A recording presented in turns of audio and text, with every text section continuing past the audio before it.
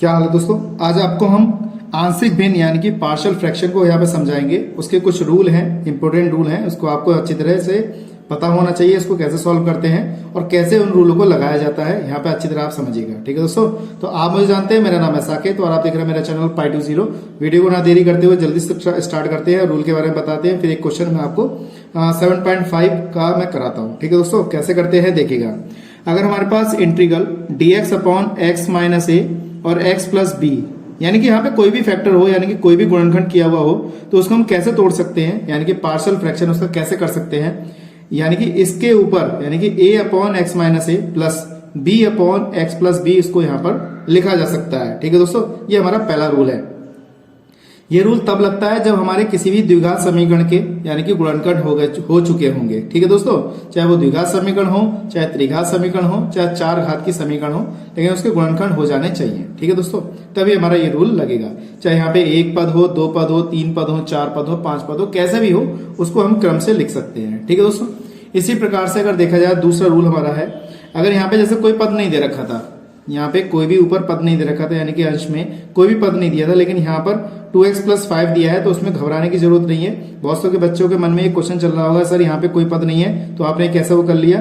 ये आंशिक भिन्न का रूल होता है, अगर ऊपर भी कोई पद होगा तब भी कोई दिक्कत नहीं है, आप उस रूल का प्रयोग कर सकते हैं। कैसे, जैसे यहाँ 2x प्लस 5 है तो कोई मतलब नहीं है इस चीज का, आपको बस आंशिक रूल लगाना है। तो कैसे लगाना है वो देखिएगा। नीचे x plus a, x plus b दे रखा है, तो a upon x plus a और प्लस का b upon x plus b, लेकिन चिन्ह जो है वो प्लस का ही रहेगा, ये ध्यान रखना है। इसी क्रम में देखा जाए हमारे पास इंटीग्रेशन में दे रखा है 4x माइनस का 3dx। अब मैंने पूरी एक समीकरण लिख दी इस टाइप से। ठीक है दोस्तों, ये बात ध्यान रखना है। अभी ये पहले से फैक्टर हमारे करे हुए हैं तो कोई दिक्कत नहीं है, हमने आसानी से इसको तोड़ दिया। लेकिन अगर हमें द्विघात समीकरण दे रखी हो तो उसके सबसे पहले हम गुणनखंड करेंगे। एक बात आपको ध्यान रखनी है कि पार्शियल फ्रैक्शन यानी कि आंशिक भिन्न में कोई भी द्विघात समीकरण ऐसी नहीं होगी जिसके गुणनखंड नहीं होंगे, उसके गुणनखंड आसानी से हो सकते हैं। ये बात आपको ध्यान रखनी है, बहुत ही इंपॉर्टेंट बात बता रहा हूं मैं आपको, समझ में आ गया।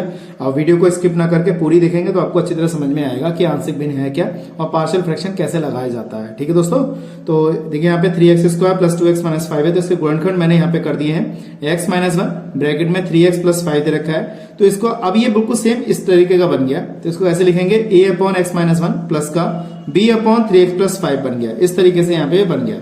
ठीक है, अब हमारे पास कितना है इंटीग्रेशन x dx बटे में कितना है x माइनस ए और ब्रैकेट में x माइनस बी का होल स्क्वायर। अभी देखिए हमने सिंपल तरीका था x माइनस ए और x माइनस बी का होल स्क्वायर है, तो होल स्क्वायर को कैसा अगर ऐसा होता है तो कैसे करते हैं, तो a अपॉन एक्स माइनस ए इस वाले को लिख दिया।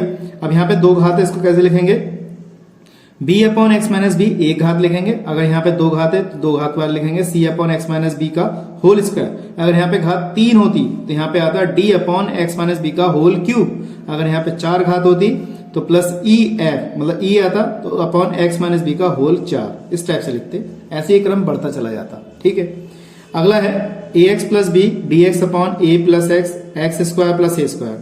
ये रूल वहां लगता है जहां पे एक के गुणनखंड हो, एक के गुणनखंड ना हो। मान लीजिए दोनों के गुणनखंड ना हो तो इसको रूल को कैसे लगाया जाता है, तो ax प्लस बी अपॉन में ax plus x square plus a square. देखिए इसके गुणनखंड आसान है, इसके गुणनखंड नहीं कर सकते क्योंकि यहाँ पे बीच में प्लस का चिन्ह माइनस का चिन्ह नहीं है, तो इसका सूत्र ही नहीं होता। जिसका सूत्र नहीं होगा वहां पे क्या लिखा जाएगा, उसे bx प्लस सी के रूप में लिखा जाएगा। बहुत ही इंपॉर्टेंट फॉर्मूला, बहुत ही इंपॉर्टेंट ट्रिक है यहाँ पर। जिसके गुणनखंड नहीं होंगे उसे क्या लिखा जाएगा, जैसे a गुणनखंड कर दिया, उसके आगे जो लिखा जाएगा वो bx प्लस सी के रूप में लिखा जाएगा, x square plus a square, इस तरीके से लिखा जाएगा। ठीक है दोस्तों, ये बात आपको ध्यान में रखनी है। अगला है ax plus b ax plus ax मतलब x square plus a square का होल स्क्वायर। और होल स्क्वायर का मैंने आपको यहाँ पे बताया था और होल स्क्वायर यहाँ पे भी आ गया, ये बात ध्यान रखनी है। तो इस पे तो ये तो गुणनखंड हो गया, सिंपल है, तो a upon a plus x लिख देंगे। यहाँ पर क्या आएगा, bx plus C x square plus a square, ये तो हमने इसका कर दिया बिना घात का। अब लेकिन घात का भी करेंगे, तो इसके बाद ए बी bx प्लस सी आ गया, तो c के बाद क्या आएगा, dx प्लस e होगा। dx प्लस e क्यों आया, इसकी वजह से क्योंकि इसका गुणनखंड नहीं है, स्क्वायर है, तो इस वजह से इसको आगे बढ़ा दिया। ठीक है दोस्तों, अगला रूल जो है हमारा वो क्या है आप समझिएगा। जैसे अगर ऊपर की घात यानी कि अंश की घात अगर बड़ी है और अंश की घात हर की घात के बराबर है, तो वहां पे आपको क्या रखना है, यदि ऊपर अंश की घात बड़ी हो या हर से मतलब किससे बड़ी हो, हर से, यानी कि इस वाले पद से बड़ी हो, या घात अंश और हर की आपस में कैसी हो, बराबर हो। ठीक है दोस्तों, या कैसी हो घात बराबर हो तो हम अंश को हर से भाग करते हैं, यानी कि अंश से हर को क्या करेंगे हम, हर से अंश को क्या करेंगे हम भाग करेंगे, यानी कि हमारा हर है, हर से अंश को क्या करेंगे भाग, और जो भाग करने पे आएगा वो कितना आएगा, इंटीग्रेशन भागफल प्लस शेषफल बटे भाजक। ठीक है दोस्तों, ये बात ध्यान रखनी है, जो जिससे हम भाग करेंगे वो हमारा भाजक होता है, और भाग लिखा गया जाएगा इंटीग्रेशन में भागफल प्लस शेषफल बटे भाजक। तो इसका हम प्रयोग करेंगे, और कैसे करते हैं आप वीडियो को कंटिन्यू बने रहें, तभी आपको अच्छी तरह समझ में आएगा। ये हमारा पार्शियल फ्रैक्शन का ये रूल थे, आपको अच्छी तरह समझ में आ गए होंगे। इसी क्रम में क्या करते हैं, 7 पॉइंट एक्सरसाइज यानी कि क्लास 12 का जो क्वेश्चन नंबर फर्स्ट है इसको सॉल्व कराते हैं। वीडियो को स्किप नहीं करना है, कंटिन्यू देखना है, तभी आपको अच्छी तरह समझ में आएगा। बेल आइकन को प्रेस कर लीजिएगा, चैनल को ज्यादा सब्सक्राइब कीजिएगा और शेयर भी कीजिएगा, जिससे कि आपके जो नए दोस्त हैं, भाई बहन फ्रेंड हैं, वो मेरे चैनल को देख सके। ठीक है दोस्तों, इसी क्रम में देरी ना करते हुए 7.1 7.5 का क्वेश्चन नंबर फर्स्ट को हल कराते हैं। कैसे करते हैं देखिएगा। देखिए दोस्तों, इसको कैसे सॉल्व करते हैं। हमारे पास एक्सरसाइज का 7.5 का पहला क्वेश्चन है।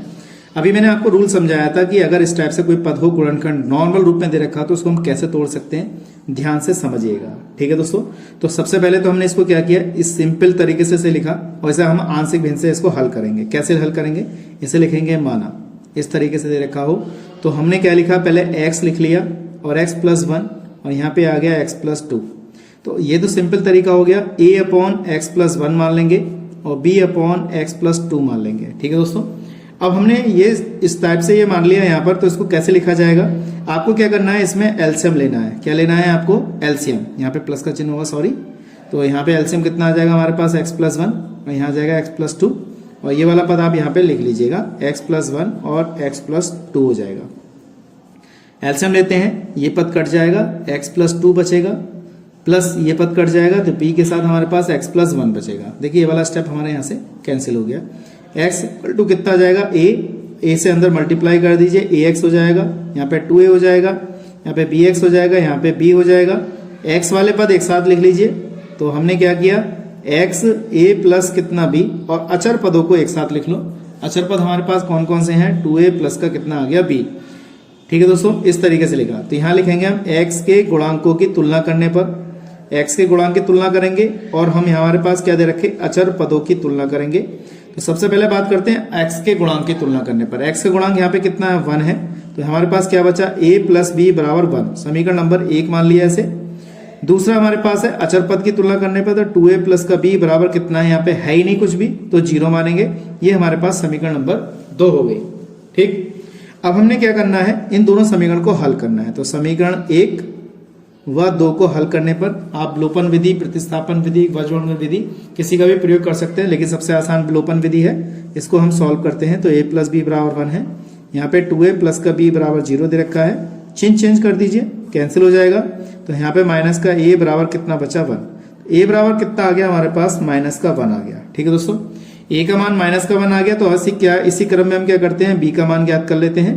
तो हम लिख देते हैं यहाँ पर b का मान ज्ञात करेंगे समीकरण 1 से। तो a प्लस b बराबर कितना है, 1 है हमारे पास। तो a का मान -1 आया है, तो b के बराबर कितना आ गया, 1।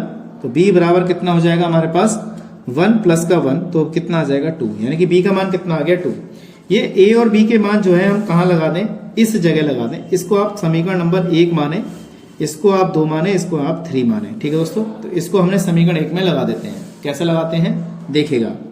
तो हमने क्या किया, समीकरण 1 में a और b के मान रखने पर, ठीक है दोस्तों, क्योंकि हमें उसका इंटीग्रल करना है।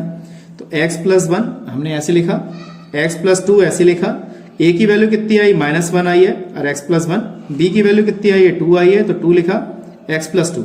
मैंने यहाँ पे इंटीग्रल dx, यहाँ पे इंटीग्रल dx, यहाँ पे इंटीग्रल और dx लिख लिया। अब हमने इसको इस टाइप से लिख लिया।